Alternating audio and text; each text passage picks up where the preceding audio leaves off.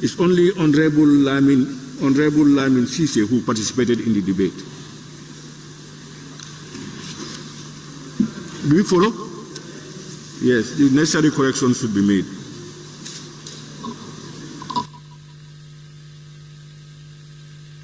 Members, page 7.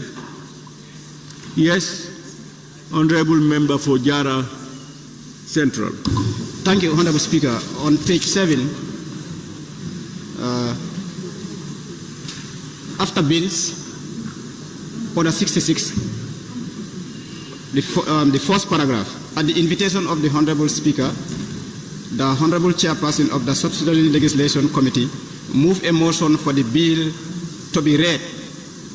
That word is missing, the word read is missing, so it should be inserted between B and A to read as move a motion for the bill to be read a second time. And Honorable Speaker, on the same line, after that paragraph, the second paragraph, Honorable Abdullah Sise, member for All Yundum, seconded the motion and moved a motion that the debate on the bill be deferred. The word B also is missing there. It should be inserted between bill and deferred. And then it continues, and it be referred to the Assembly. And it was referred.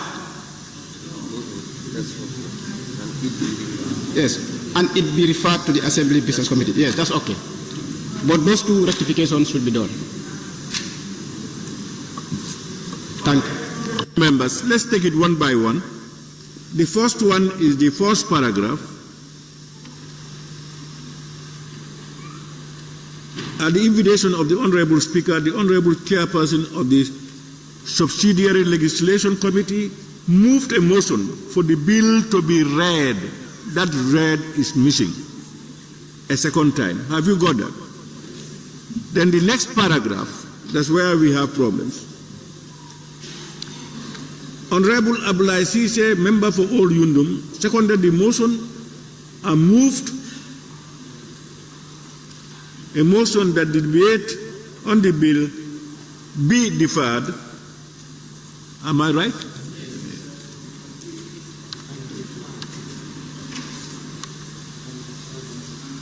And it be referred. What about be deferred and referred to?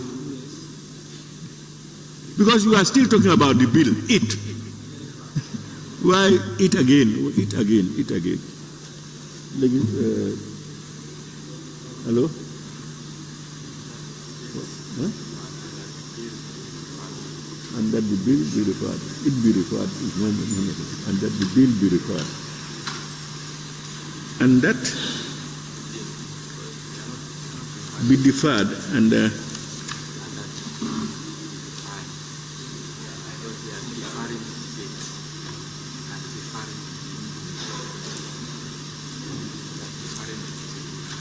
so the bill be deferred, and then you come again with the bill be deferred. The same. So why? But then it could mean. Sorry.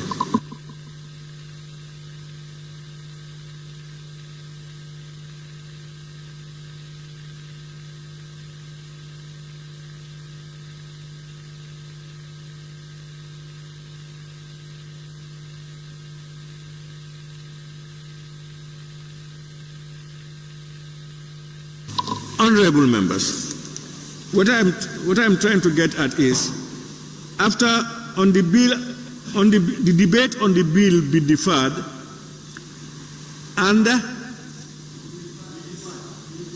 that the bill be deferred. Huh? Yeah, because if you look at it, let's look at it one by one. You see, the first one is referring. It's not referring to the bill. It's referring to the debate which is deferred. The first one. It's not the bill. It's the debate that is deferred. Now we are referring the bill to the committal to the committee. So we must separate the two. That's why there is necessity for us to talk about the bill being deferred. Do you follow, honorable members? Yeah. So and moved a motion that the debate on the bill be deferred and the bill be referred to the Assembly Business Committee for committal. And the bill be referred.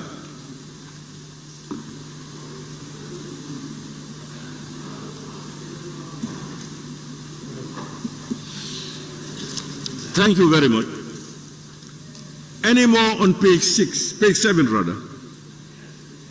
Yes? Honorable Speaker, page 7, paragraph 1, at the invitation of the Honorable Speaker, the Honorable Chairperson of the Subsidiary Registration Committee, Honorable Yaya Sanyang, I believe the mover of the bill name should be captured as the Chairperson.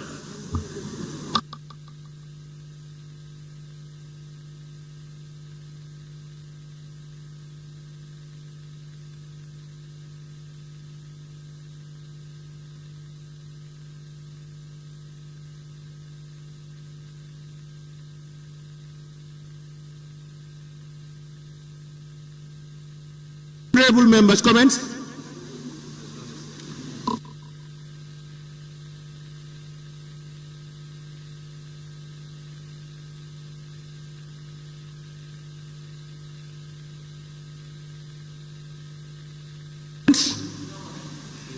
Honorable members, but we don't usually name members' names except when you are a nominated member. Members are referred to by their consequences. And if you look at page 6 also, at the invitation of the Honorable Speaker, the chairperson of the committee was not named.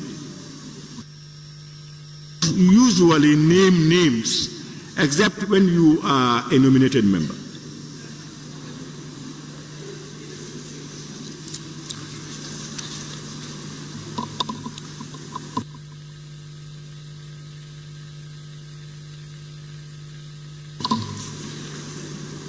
Honorable members, we now move to page 8.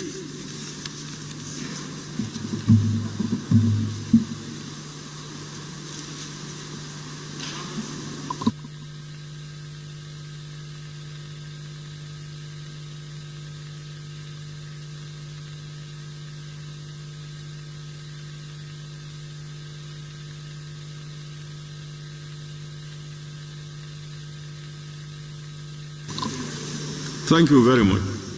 Honorable members, it has been moved and seconded that the record of votes and proceedings of the National Assembly sitting of Thursday, 11th July 2024 be approved with amendments. Those in favor, please say aye. Those not in favor, please say no. The ayes have it.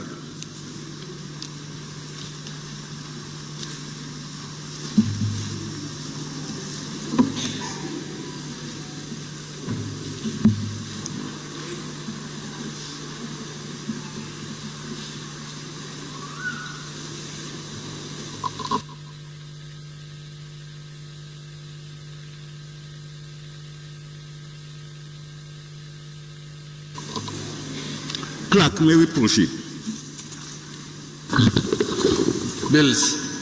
Order 72, consideration stage of the Women Amendment Bill 2024 by Honorable Admiral Mijiba, member for Fonyi Councillor. Thank you. Honorable members, you will recall that after the second reading stage, the bill automatically stood referred to the ABC committee. Therefore, the bill is appointed today for the consideration stage in accordance with Order 72. During the consideration stage, members shall have the opportunity to give detailed consideration and scrutiny to every clause and schedule in the bill. This stage also provides the first opportunity for amendments to the bill to be debated and voted on. I will now therefore resolve the Assembly into the Committee of the Whole Assembly to give consideration to the bill That is the Women Amendment Bill 2024.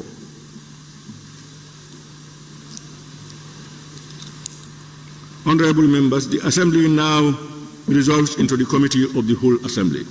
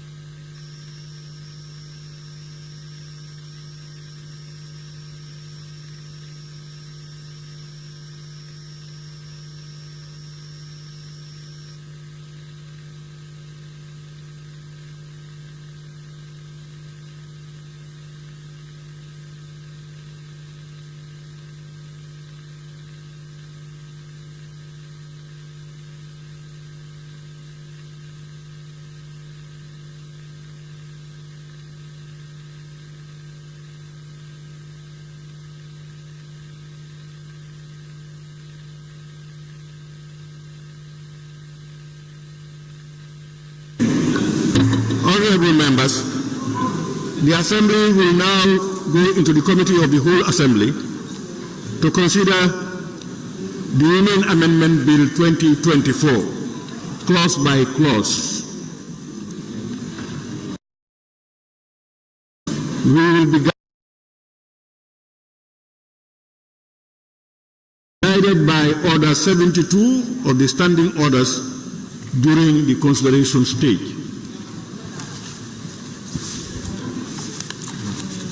Honorable members, we all have copies of the Women Amendment Bill. We go into it clause by clause.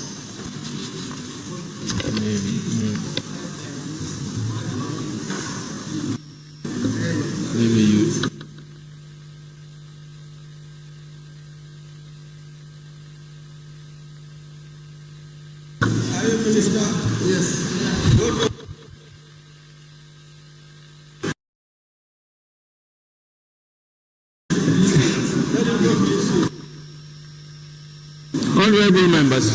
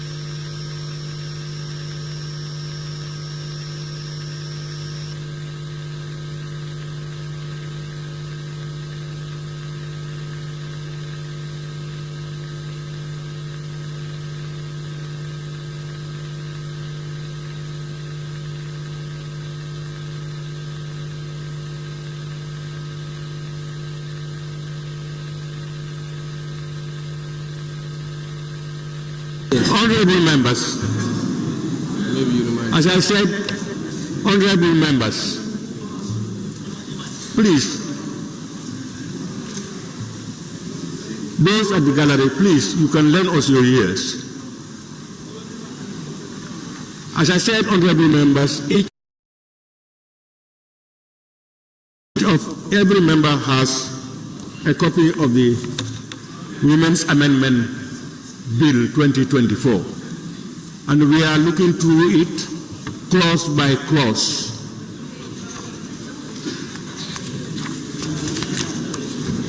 Of course, beginning with clause 1.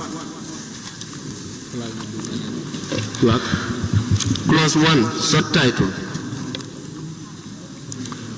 It is proposed that clause 1, subtitle, stand part of the bill. Those in favor, please say aye. Those not in favor, please say no.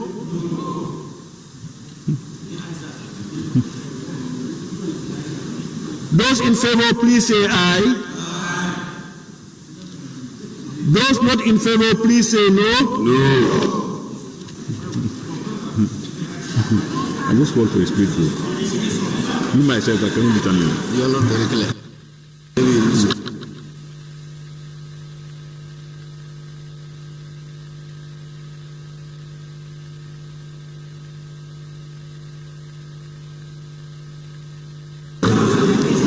Honorable members, you know, my problem is I'm trying to determine, and it looks like you are. Can I put it again? And this one, I want your voices, and I hope I'll be able to make a determination. Those in favor, please say aye. Aye.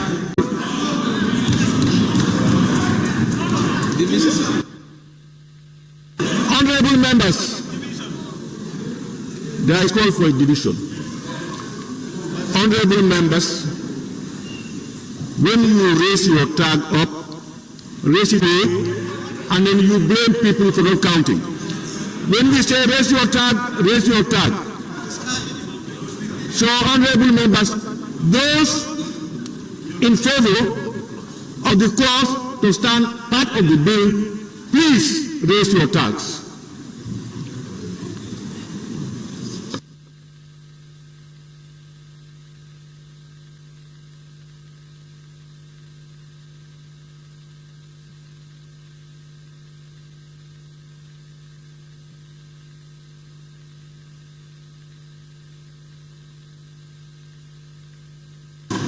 Honorable members, those against, please raise your tags.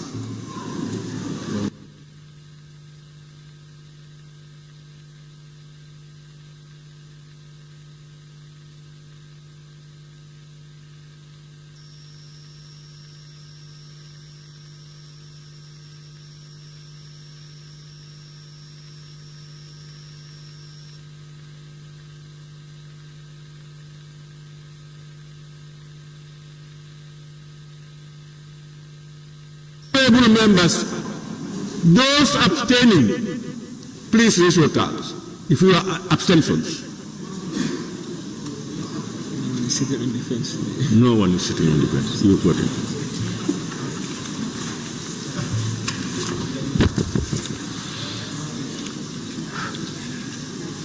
Honorable members, the results.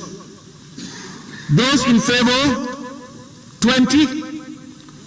Those not in favor, the noes, 32. Abstention, 0. So the noes have it. Thank you.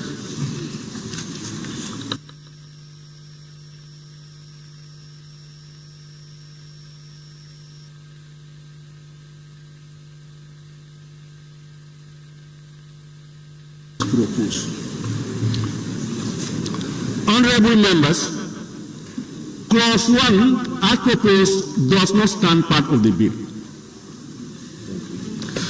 Clause 2, amendment of Cap 3301. It is proposed that clause 2, amendment of Cap 33.01 stand part of the bill. Somebody?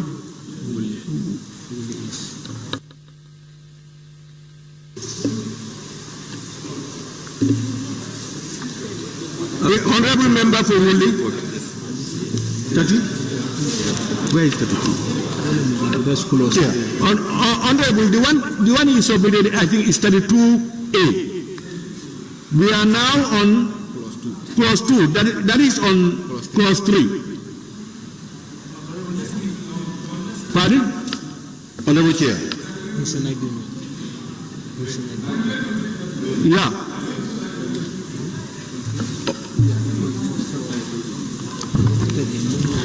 Honorable Chair. Yes, please. Slow, Sally. Yes, I think the report was adopted by the whole plenary. If there is going to be a procedure, it's already committed to the committee of the committee. The co-chair should take us through if there is any amendment. If there is no amendments, so then we can proceed.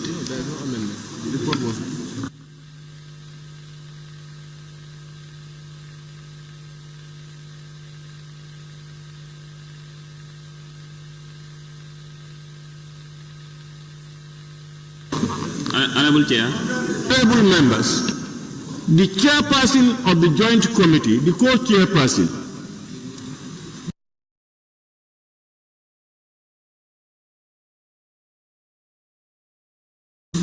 should lead us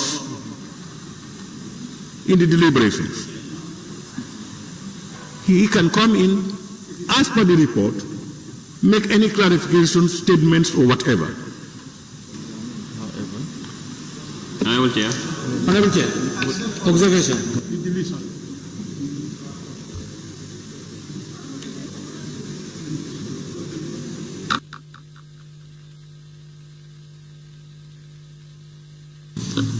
Yes, Honorable co-chairperson of the joint committee. Yeah. Honorable members, but I also believe that there were no proposals for any proposed amendment to the clauses. No proposals. There were none. Honorable chairperson of the committee. Yeah, thank you very much, Honorable Speaker. I was looking at this from a technical point of view. If you look at the bill, our recommendations are very clear that the Parliament outright rejects. That is our position, with no amendments. And if you look at the subtitle of the bill already, clause 1, I'm speaking from a technical point of view. Whereas the subtitle is not voted, it means we should not even proceed further. There is nothing to consider anymore. The bill is dead and it is dead.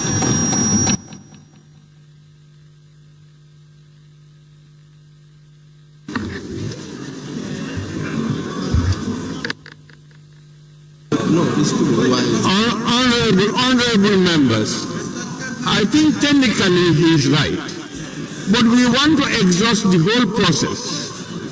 You know, let's exhaust the whole process. To be very clear on the position Parliament may take on the bill, we go and exhaust all the positions.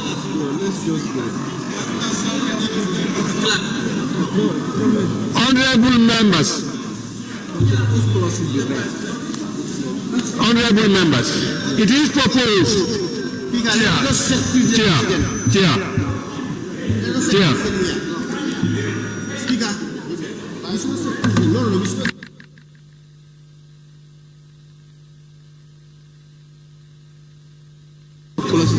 Give honorable member for Noah Fuladu. Are you saying something? Because a bill without a title, technically this bill is over. So we need to go into another activity. If that is so, then rule it out when we go through the process. But the Parliament has a process. Let's go through the process.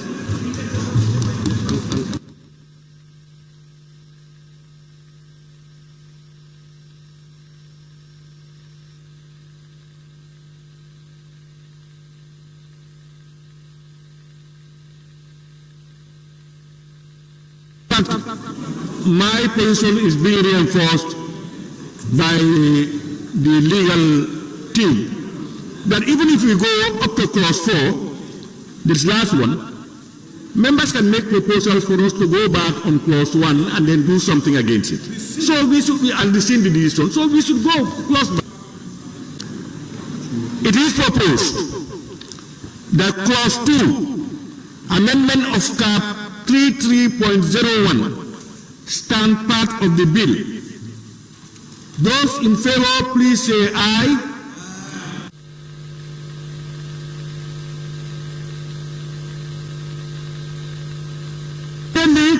There is call for division, it means we must count. Yes. So, honorable members, those in favor as usual.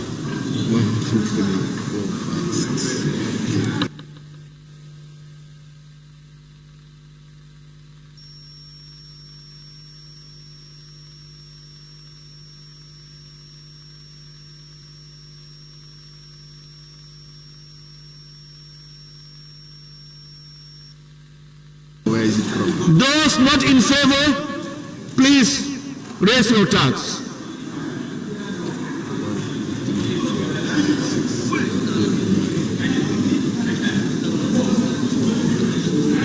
Honorable members, don't interrupt each other. Allow people to express their opinions freely.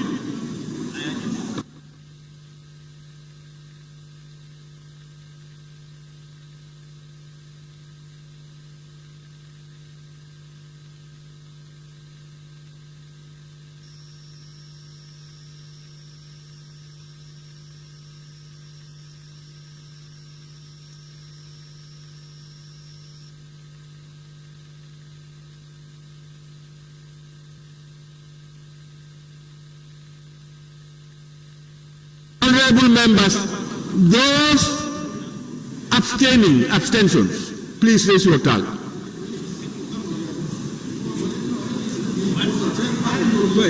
We have counted. Any abstention? Zero.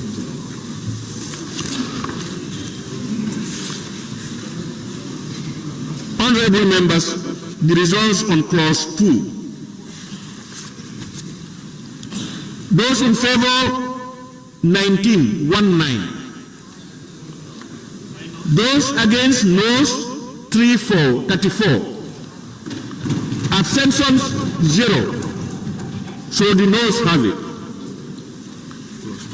It means clause 2 does not stand part of the bill as proposed. Clause 3, amendment of section 32A. Have the honorable. Well, honorable member for Wooley, can we have your, when you are making some proposals? Yes, well, it looks like this. But anyway, the proposal I want to make is that in the report, one of the number 9 recommendation is that to clearly ban any attempt to medicalize practice of FGM. C. Honorable Chair, during our engagement with the doctors, medical doctors, they told us there is type 4. Type 4 is when the genitals outgrow, become big, and that's a medical anomaly. So if you say blanketly that is totally banned, you cannot do it in any hospital, it means that even those people are not taken care of. So I'm suggesting that we insert that those with that medical condition can have medical treatment because it's a medical condition. Thank you. Can I clarify? Member for Yanija. Yeah, thank you very much. Thank you very much, Honorable Member for Woolly East. What we are dealing with here, it's completely different from that submission from the medical practitioner. That is a medical term, advice based on medical reasons. And if that happens, the procedure in the medical practitioners on their professions will do the needful, period. It has nothing to do with this. In fact, honorable members, yeah, he has withdrawn. Okay. So, honorable members,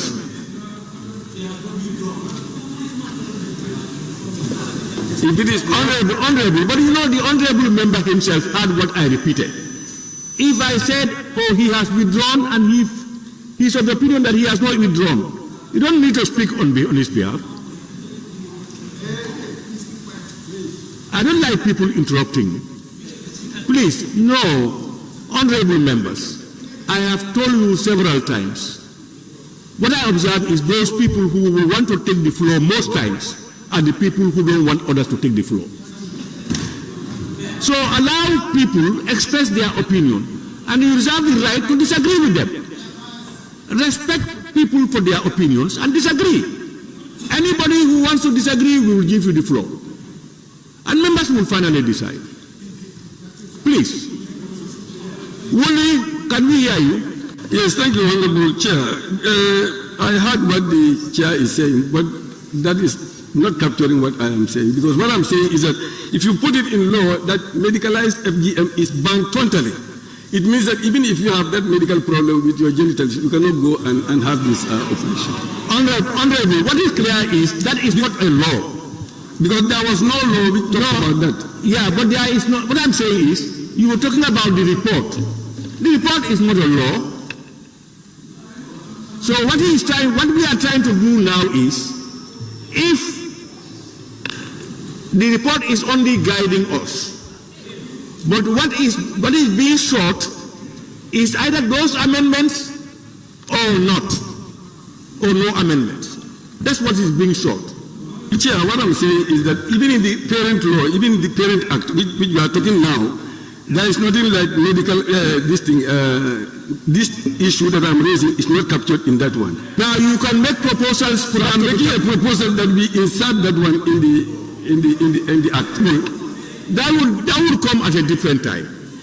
This one, they are already set proposals as to the amendment. We have debated it. It went to the whole it went to the joint committee. It's now before us. What we will do now is to look at those provisions and make a determination. Members are still free, as was the honorable member for Kansala, to come out with any proposed amendment and table it before the before the assembly at any time. Yeah, please. Kiang.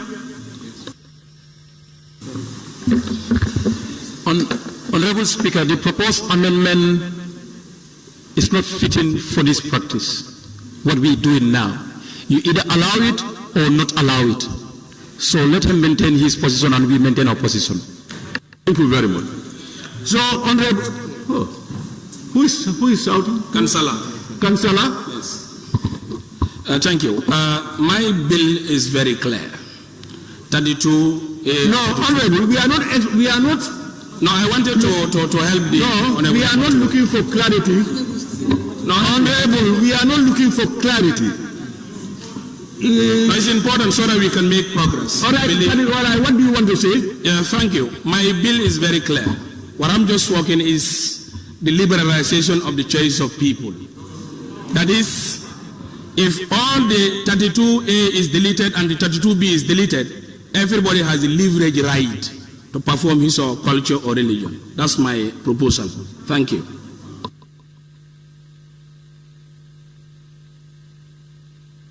Thank you very much. So, honorable members, we proceed. Honorable Chair, just one more clarification before we move, please. Who is talking? Nyanija? Yes. I really understand the position my able colleague from Muli is coming from. You know, in medicine, a medical condition that deal with anomalies, already the medical practitioners, they have their code of conduct and they have their existing laws, there are already existing legislation covering all that. Anything that you have problem with your body in anywhere, they can perform any practice or procedure on you and it will be definitely legal. So what we are bringing here is completely different from those things. I understand your position and I appreciate it, but I think it's not this. I think we have made a determination on this particular one.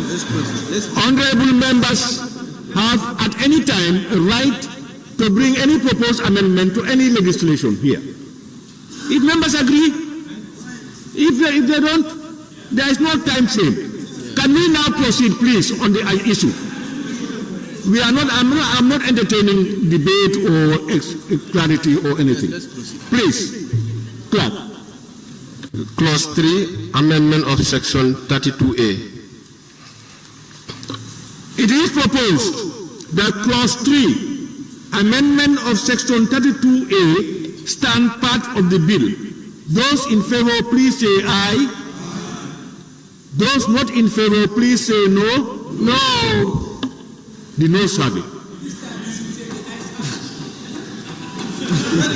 Honorable. Yes. No. No. Honorable. Honorable. You see, I wish you come and sit at my place. And when that happens, you will be worse than any other speaker. You see, you are discussing. You are discussing. Minority. I think get your chief whip and let him be defeated. Honorable Chair. He's the chief whip. Honorable Chair.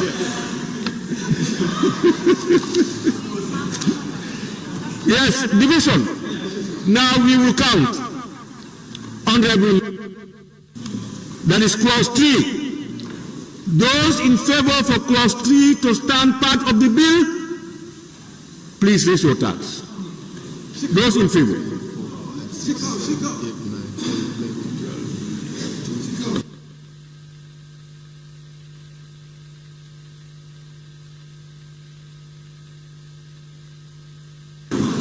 Honorable members, those not in favor, please raise your tax.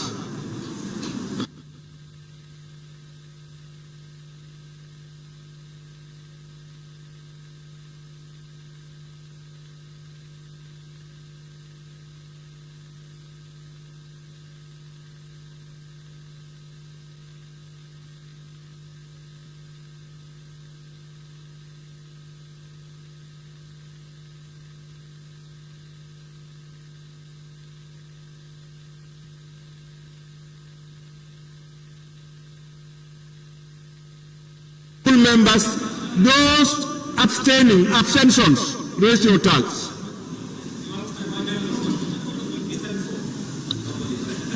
Abstaining? Abstentions? No abstentions. Huh? Hey.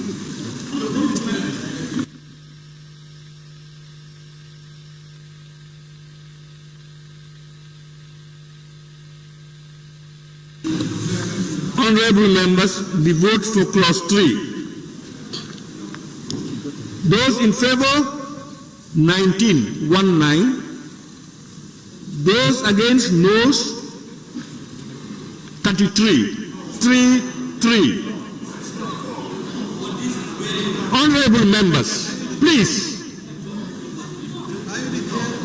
Honorable, it's not good that you mentioned, you say this. What about if the noes had said no, it's not 19? No, it is counted by independent people. My friend, people can stay back. The same thing applied. If you want that, let them raise their tax. They counted those they have seen.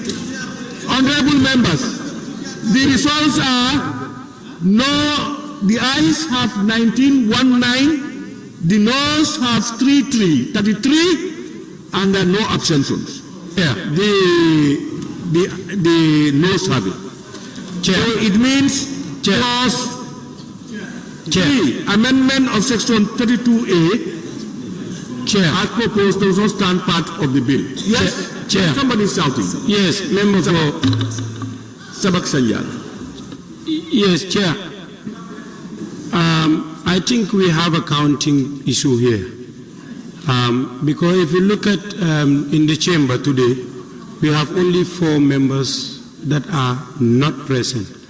So obviously the figures that are given does not match with the number that is in-house today.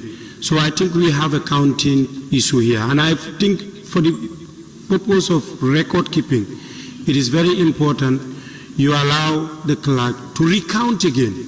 So Honorable, you see, members are not forced to raise their tax. A member can decide to not participate. So what we are saying is, I have said it at the beginning. If you are voting yes, when it is time, raise your tax up. If you are voting no, when it's time, raise your tax up. At the end of the day, the independent people will count, and the result is what we go by. We cannot say that minority or majority has not voted, they must vote. You cannot do that. On track, what happened is that you can only count abstain when the person raises or attack up for abstain. But if you don't raise, it will not be counted as abstain. Yes, Honorable. Honorable Chair, I think the issue is about the member. He voted, and then he voted, and he was not counted. That's what we are talking about. I said, how do you know that he was not counted? Well, he can clarify. How would you know that he was not counted? I saw him. Listen, honorable. I think we have to be fair. Honorable members, I'm not giving floor, please. Honorable.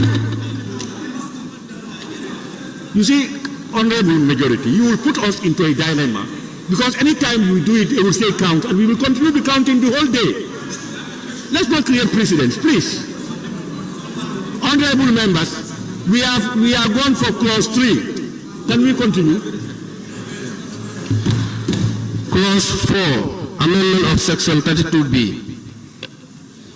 Honorable members, it is proposed that clause 4, amendment of section 32B, stand part of the bill. Those in favor, please say aye. Aye. Those not in favor, please say no. No.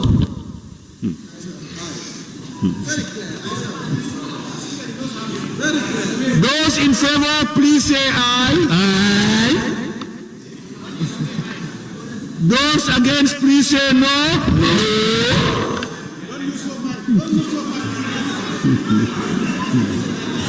The last chance, honorable members. The last chance. And honorable members, use your voice. Honorable members, no dialogue, use your voice. Those in favor, please say aye. Those not in favor, please say no. No. The noes have it.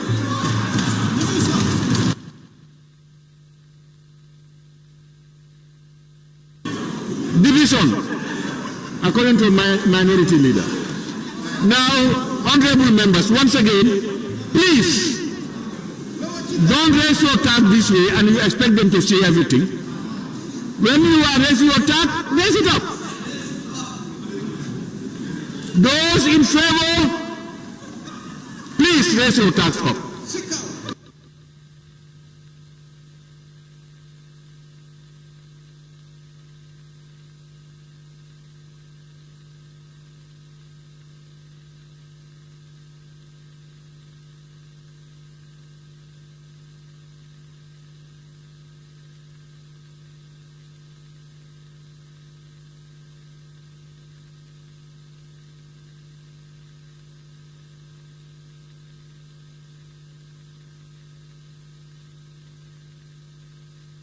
Members, those against, please raise your tags up.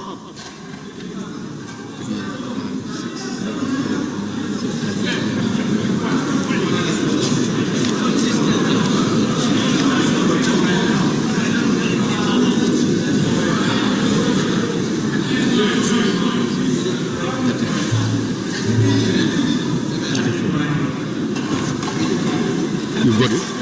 Honorable members, those abstentions, please raise your tags.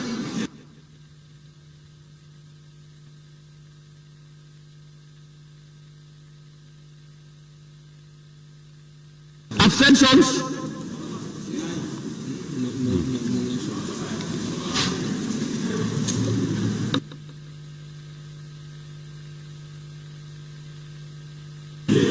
Honorable members, the results for clause 4.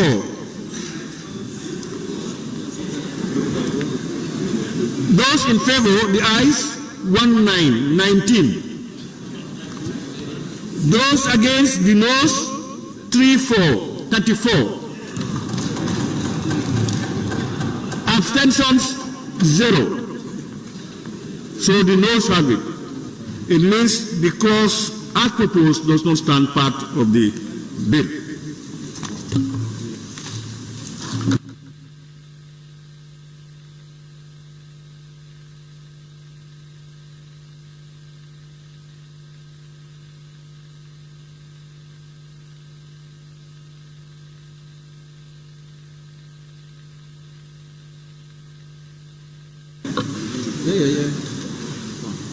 So, honorable members, the consideration stage is now completed. The Assembly will now resume.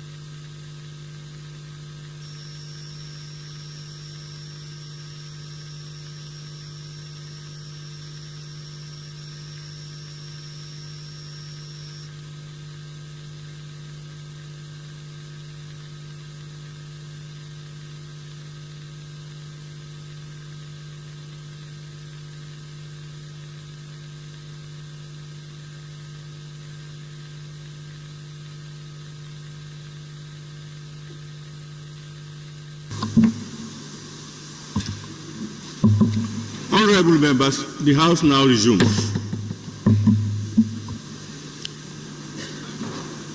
Honorable members, following the Committee of the Whole Assembly, there seems to be some circumstances that may need my ruling now. And honorable members, that's the ruling. Honorable members, Order 7219 of the Standing Orders provide that at the completion of the consideration stage, the bill shall stand referred to the Assembly Business Committee for scheduling of third reading. However, this bill has been considered at the Committee of the Whole Assembly without its clauses standing part of the bill. Honorable members, under the circumstance where the Assembly has never witnessed a scenario of an entire bill negatived at consideration stage, I will invoke Order 8.1 of the Standing Orders, which states that in all cases where matters are not expressly provided for by these standing orders, any questions on procedure or order shall be decided by the Honorable Speaker.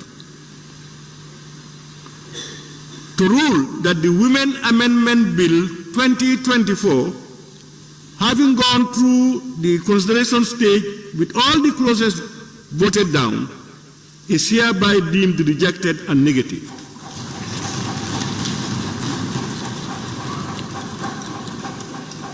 This ruling is appropriate, as the Assembly cannot be engaged in such a futile exercise as to allow the bill to proceed to third reading without its clauses.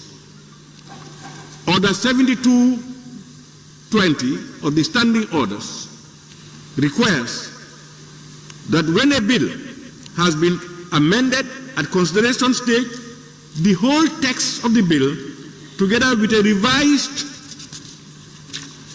memorandum of objects and reasons as amended, shall, if practicable, be printed. But if this is not practicable, the text of every clause or schedule amended and every new clause or new schedule added shall be printed, published, and circulated to members in advance of the final stage. Honorable members, this is practically impossible, as the bill is now without clauses, which is fundamental for it to be read third time and passed. In accordance with Order 8.1 of the standing orders, I so rule that the bill is rejected and the legislative process exhausted. I thank you.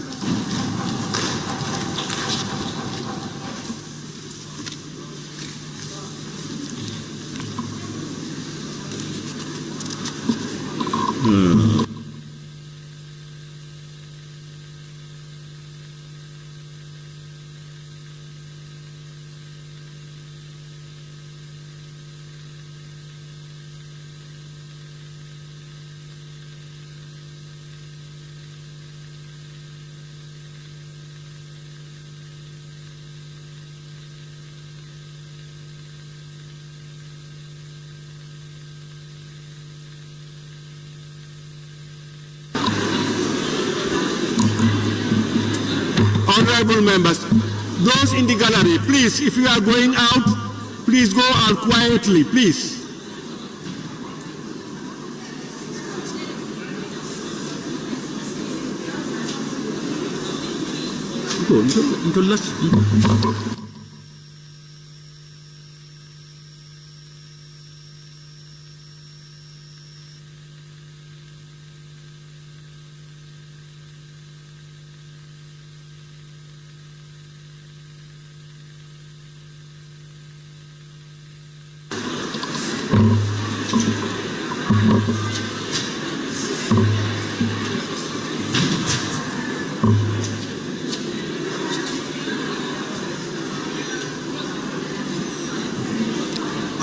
Honorable members, I think we can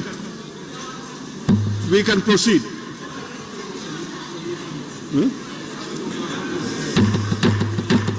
Those in the gallery, please, as you go out, be quiet, please.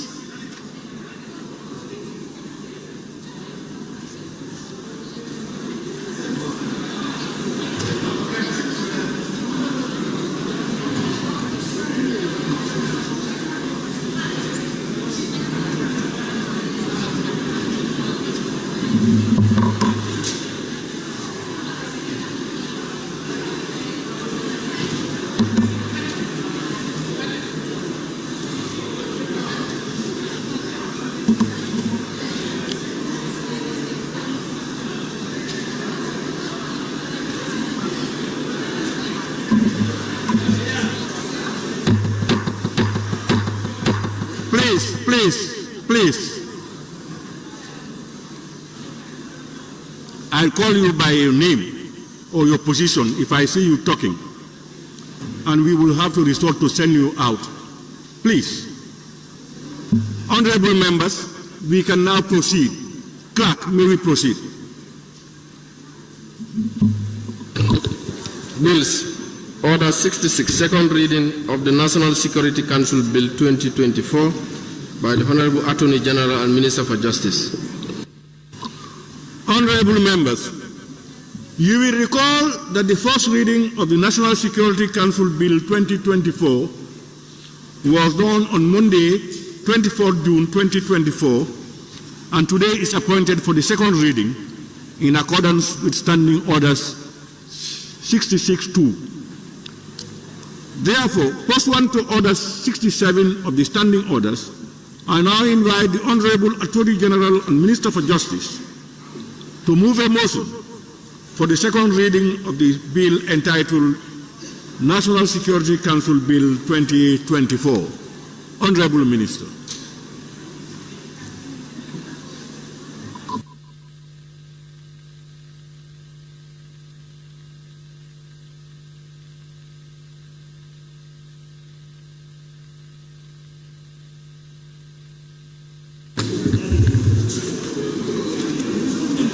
Thank you, Honorable Speaker. Honorable Speaker, I beg to move that the bill entitled National Security Council Bill 2022 be read the second time. Honorable Speaker, this bill seeks to promote the effective and efficient coordination of the security of the Gambia as a critically important factor for security sector reform.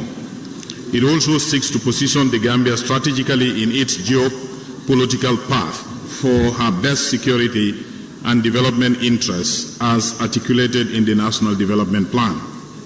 Prior to 2017, the national security structure in the Gambia lacked formal mechanisms for security sector institutions to collaborate at strategic and operational levels. There was a lack of central forum for managing national security operations and intelligence gathering activities, leading to a disjointed approach in providing information for informed decision-making at the executive level.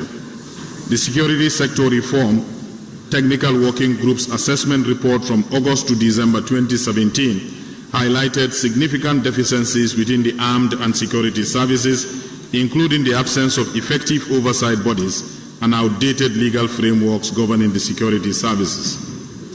The passing of this bill aims to address these issues by establishing the Office of National Security under the National Security Council and specialized committees within the Council. This framework, designed to improve coordination among national security activities and enhance the efficiency and accountability of the armed and security services in meeting the Gambia's overall security needs.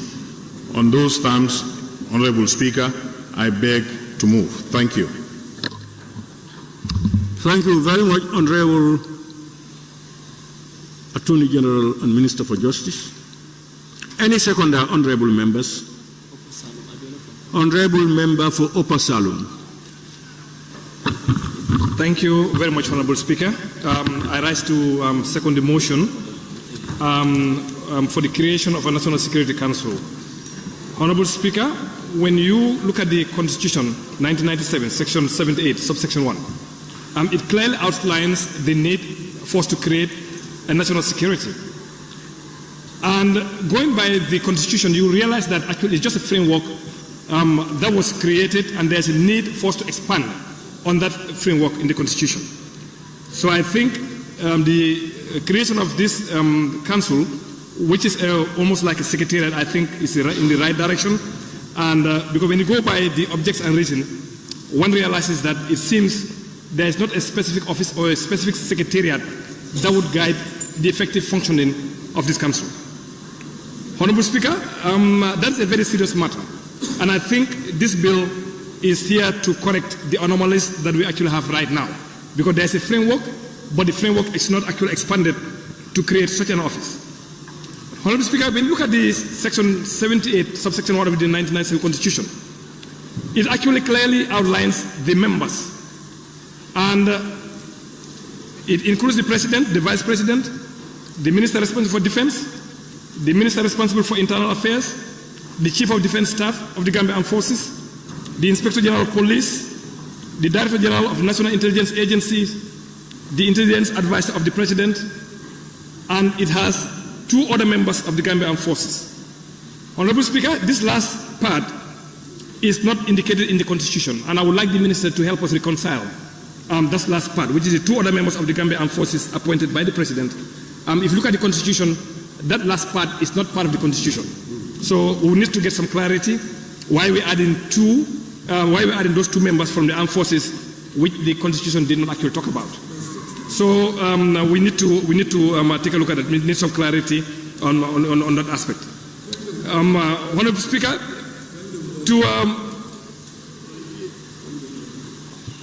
yes.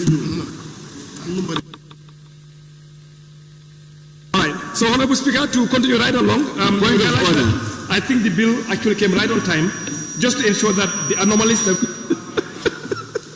the anomaly we have right now is actually corrected, and I stand to support this bill, but need the Minister.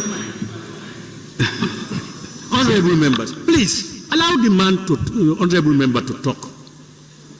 You cannot be sitting at your table, at your desk. Honorable member for Kansala, I'm talking to you. Please. No, please.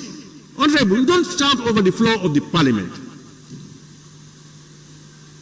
Honorable member, can you please proceed? Actually, it's done. I just needed to show that I support the creation of such an office, because it's going to help a lot in the management of the Security Council. And I was just asking the Minister one aspect of the bill, which is not part of the Constitution, to give me clarity on that. Thank you. Thank you very much, Honorable Member for Upper Shalom. Honorable members, in accordance with Orders 67(1) of the Standing Orders, I will now open the floor for debate on the general merits and principles of the bill. Honorable members, let's remind ourselves that the time allotted for the debate is 1 hour. I now open the floor for honorable members who may wish to partake in the debate. I call on the honorable member for Busumbala constituency. Thank you very much, Honorable Speaker. We thank the Attorney General, Minister of Justice, for tabling this important bill before us. Honorable Speaker, National Security Council bill is timely. It's timely in the sense that we all knew that Gambia is undergoing security sector reform. This security sector reform is essentially to enhance and promote security efficiency and effectiveness in this country. By doing that, you must have a central pillar, an authority responsible for the coordination of these security issues within the country. The bill primarily is geared towards addressing that loophole. As it is stated in the object and reasons, we knew very well that we face numerous problems in terms of coordination and promotion of security issues in this country. Why do we face that? Because we don't have an authority, an established legal authority that will be responsible to coordinate and promote, enhance, and ensure that accountability is put into the aid security output within this country.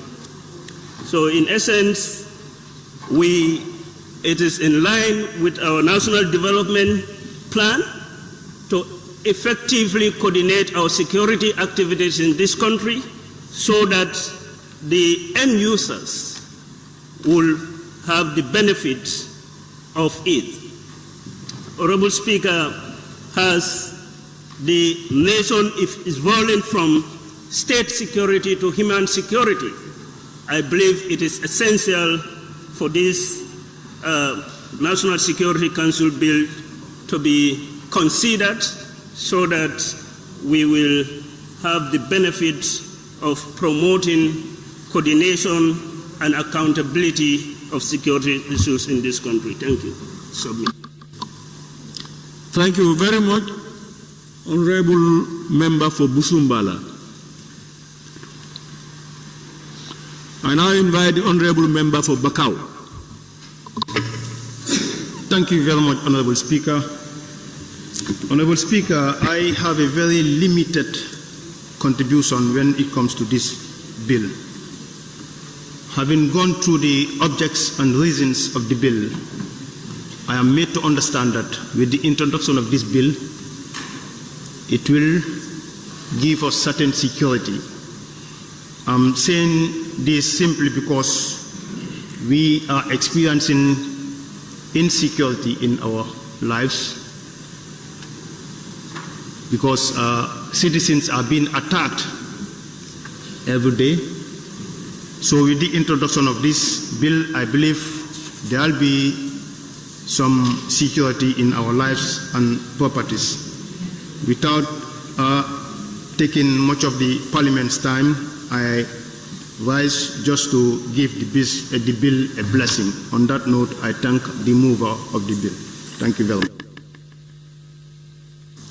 Thank you very much, Honorable Member for Bakau. I now invite the Honorable Member for Tumanna. Thank you very much, Honorable Speaker.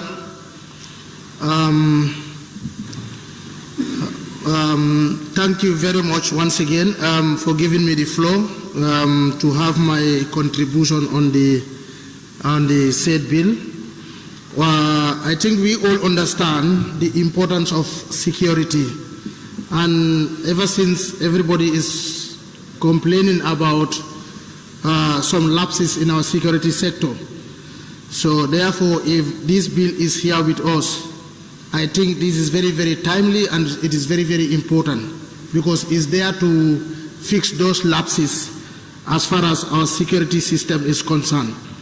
I have to thank the government through the Ministry of Justice for coming up with this wonderful bill, which is needed, which is timely as far as our current realities are concerned. Because currently the system is lacking effective oversight bodies to our security sector, and this bill is here to fix that problem. And we are hoping that it is going to settle some of the difficulties in our security sector. The existing framework that is existing needs expansion and adjustment. And I believe this bill also is here to make those expansion and adjustment. Therefore, it's very important for us to give our blessing to this bill, for it to be a law of the land. Honorable Speaker, the Security Council is very, very important, and what the bill has shown us, I think those are very, very important members to be there. What I will also do is to add my voice to Honorable Opas Salum for just clarification of that 2 members from the security to be part of the members. Just a clarification. Establishment of the Security Council will help us to coordinate and control our security sector. As the saying goes, now the system is moving from state security to human security, and I think this bill is here for that. With that few remarks, Honorable Speaker, I thank you, and I want to take my seat. Thank you.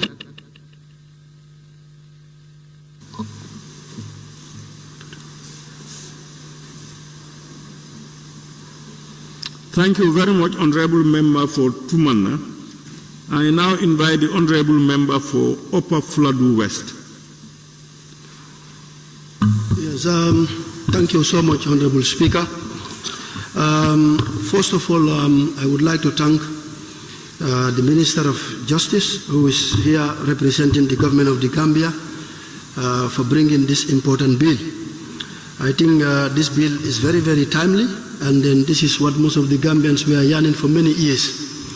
I can remember since the new government came into power, these were some of the promises made by the government, that security sector reform is going to be the order of the day. and then other reforms. So if government of the Gambia is coming up with this bill, I know people were eagerly anticipating for this bill so many years ago. But notwithstanding, Rome was not built in a day, and then Gambia cannot be built in a day. So therefore, we have to thank the government of the Gambia for coming up with this bill, because if you look or read or go through the objects and reasons of this bill, it is clearly stated that this bill seeks to promote the effective and efficient coordination of the security of the Gambia as a critical important factor for security sector reforms. And then we all know security played a vital role in any nation building. If a country is not secured, forget about development. Whatever you develop for decades, can be destroyed in one day. So that is why security is very, very paramount to life. So any country that is not secured, no matter how wealthy that country is, or no matter how strong that country is, it will be very, very difficult for the citizens who are living in that country to live safely in that country. So the government coming up with this bill, I think is very, very timely.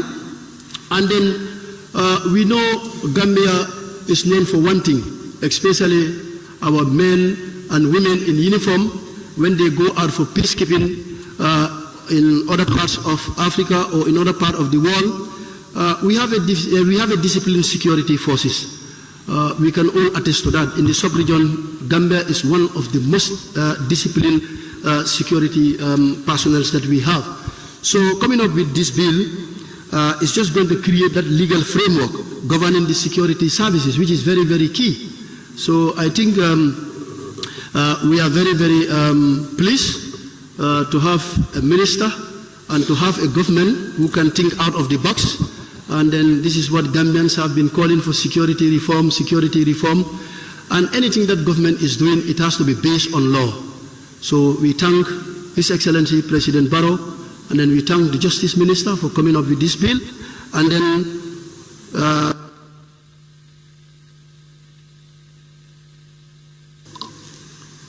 thank you very much, Honorable Member for Upper Fuladu West. I now invite the Honorable Member for Fonyi Jarol. First and foremost, may I start by thanking the Speaker, and let me also thank the Minister for tabling the bill. Just as we will always say, it's timely, but what matters most is the implementation of what we are saying is timely. National security is a constant to all of us. We do not say national security of a party or a political party. We say national security, which is for everyone. We all agree our country is not secure because our state house is under foreign forces, phone is under foreign forces, when our own securities are here. A lot is happening at the security institutions where deserving security officers are neglected and demoted or not even promoted, where those who don't deserve promotions, who are not committed, are promoted and given responsibilities within the security. I expect the national security people who are going to be appointed will be people of competence, not people who are affiliated to political parties. We all will agree, we need cyber security, we need financial security, we need family security. Without security, there is no peace in this country, and without peace, there is no development in this country. But the worst part of it, we have seen it happen here, where High Court judgment is just denied, where competent people are being kicked out from the system, where coups are reinstated. What kind of national security is that? What kind of advice is that? We are still not free. If still our state house is occupied by foreign forces, if still our security men and women in uniform are neglected, not promoted, what is happening within the security institutions is definitely something that is unacceptable. Go for the immigration. People treat it like family business. So the National Security Council bill is timely, and now, as I always say, yes, what matters most, yes? I did not say anything. He's just there to interrupt. Honorable, somebody, pardon? He said? I'm raising my child to be in the list. Continue, Honorable. So, like I would say, Honorable Minister, this is timely. I wish people who will be appointed to this position is not based on political affiliation. It's about nation security. Our security definitely reforms, but not reforms of reinstating coups. Those who did nothing, will sack them out. Promoting people who are nothing, not competent in position, you promote them because people are just turning institutions, security institutions, like their family property or political institutions. Where those who believe that all securities are here to protect everyone. And none of us is going to go against it. So my only advice is the implementation. We have to look after our security. We will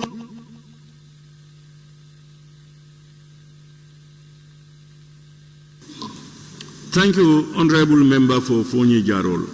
Honorable members, let me remind honorable members that we must limit ourselves to the merits and principles of the bill. The merits and the principles of the bill. Please.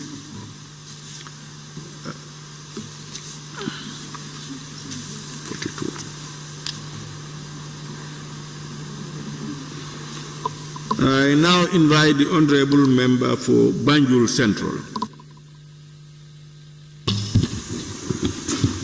Thank you very much, Honorable Speaker. I will first and foremost like to send our lookout with regards to a certain fire outbreak that happened at the military barracks at Hamza Barracks just 2 days ago, where almost none of their items, household items, made it out due to a very severe fire outbreak, and that our hearts and minds are with them.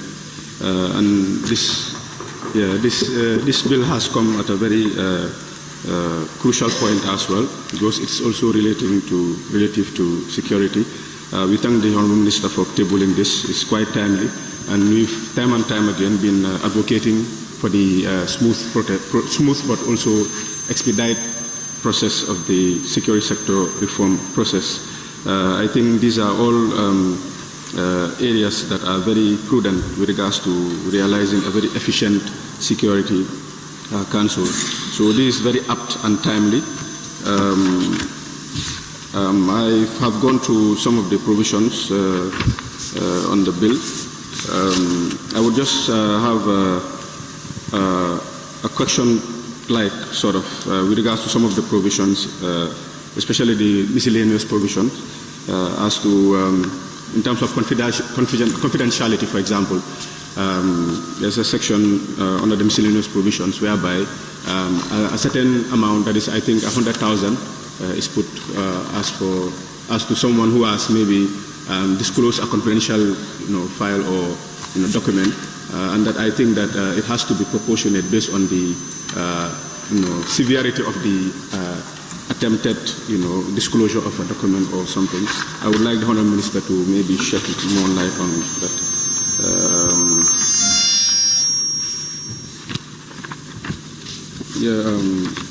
Part of the provisions also with regards to coordinated joint operations, it's very important as well, because it will help the Security Council and be able to formulate strategies as to how to coordinate units together to be able to fulfill a certain mission or goal. So with regards to that, I've seen the coordinating bodies, but I would like to ask the Honourable Minister, is there any other provision? A point of order, sir. Who is rising to a point of order? Kantoro. Yes, majority. Honourable Speaker, object and reason. Order 64. So at this time, it's only the object and reason of the bill may be debated. It's not to go into the bill, its clauses of punitive clauses, financial commitment here and there. We are just here to debate only the merit and principle, not really going to the nitty-gritty of the bill. I think you are right. In fact, I try to remind members that at this stage of the debate, it's only on the merit, overall merits and principles of the bill. Honourable Member, please. Yes. Honorable Speaker, actually I was saying things in generality. I haven't mentioned any specific.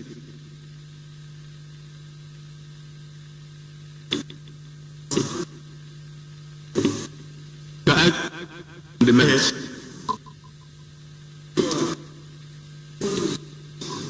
Sorry,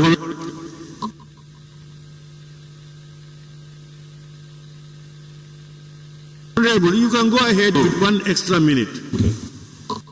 It's not.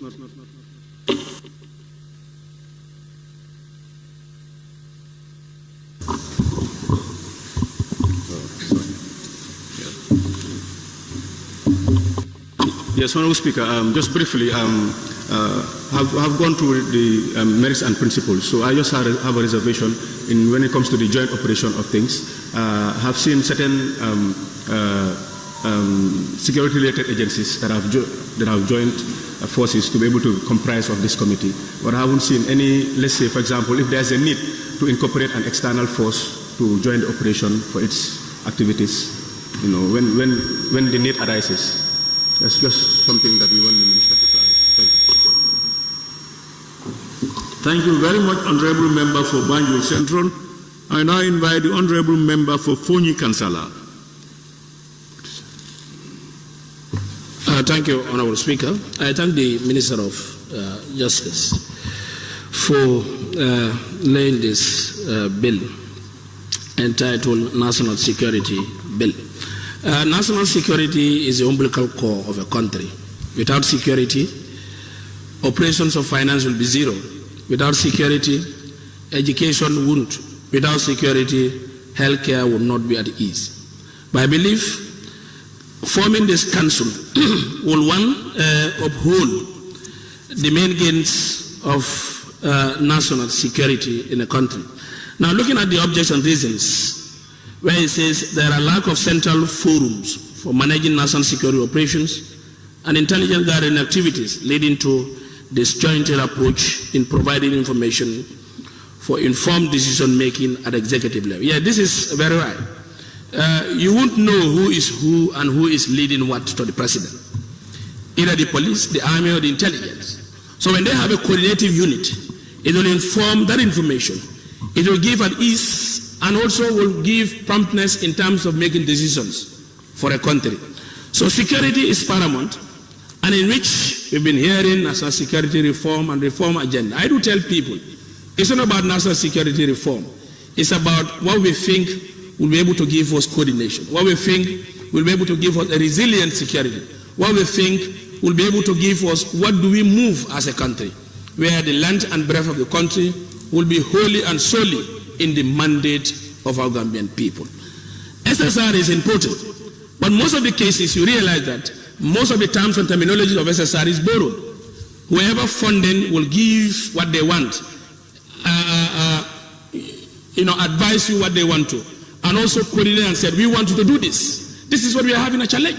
But I believe coming up with the national security, we want to see history of saying, this age is said we do this, this formality is saying we do this.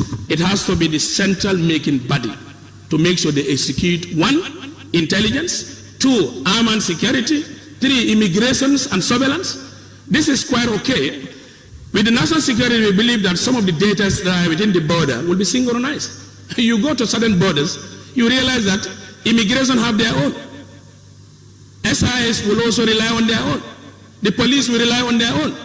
Whereby if the national security is in function and take its lead role, you realize that data, information, and promptness to issues that will surround national security will be at ease. Whereby I believe with this national security, it will give us a smooth running environment, and the country will stand in its feet for progress. Thank you very much.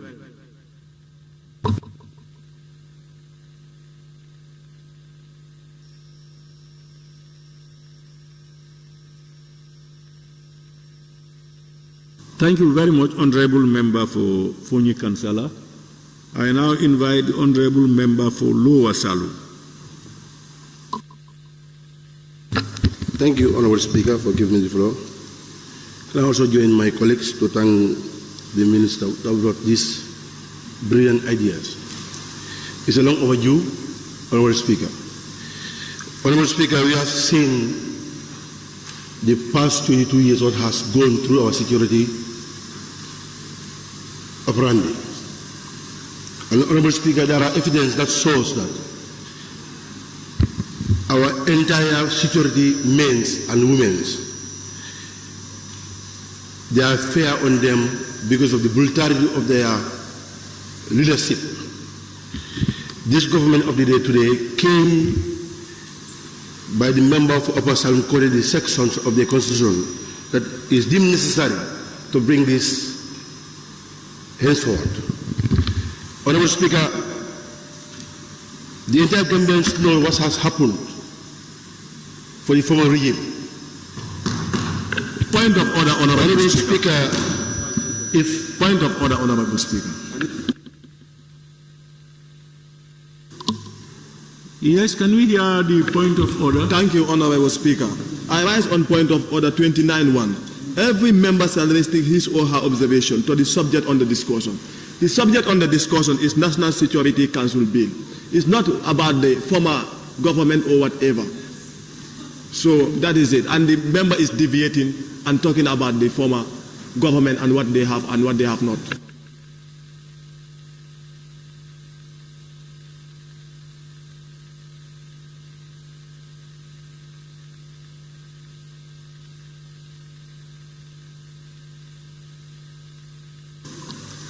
Honorable Member, can you continue, please?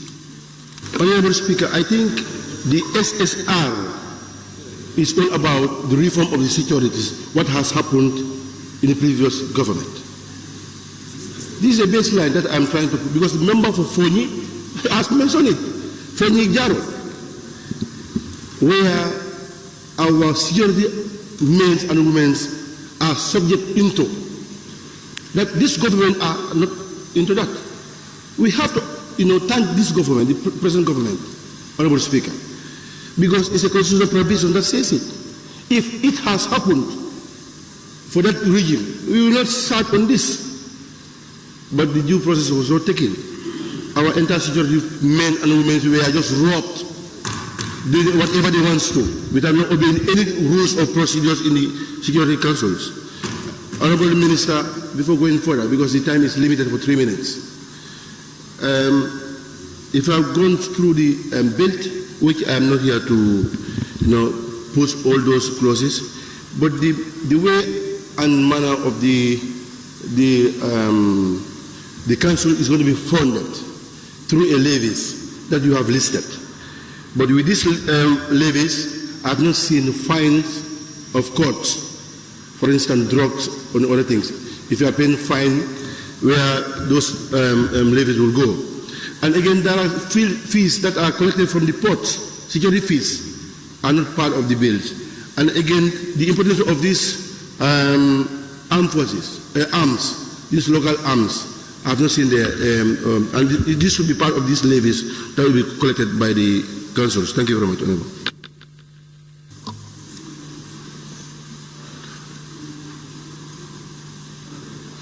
Thank you very much, Honorable Member for Lower Salon. I now invite the Honorable Member for Fonyi Bintang. Thank you, Honorable Speaker. Most carefully upon the hour. Honorable Speaker, the National Security Council Bill have actually come at the right time. But what is this here to actually address? Is there to form the council. How will that council benefit that police officer in Jahalipacha or in Sendu? How will this council benefit the people of the country? How will the security specifically benefit from this? Or if this specifically to create job opportunities for few individuals? We still question, Honorable Speaker. Honorable Speaker, how will this National Security Council bill eradicate foreign security officers in our land?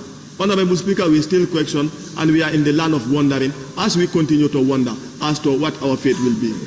Honorable Speaker, the National Security Council bill is of essence.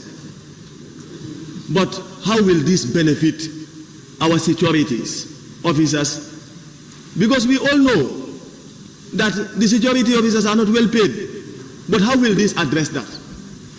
The security officers goes for 2 or 3 to 4 years without uniforms. Government buying uniforms for them. How will this address that? Honorable Minister, I still continue to question, and I wish you take note of the questions. Honorable Speaker, the country as it stands today, we have seen that security officers are not respected wherever we go. How will this bring back their dignity and their respect? How will this bill do that? We still question, because that is our role to do.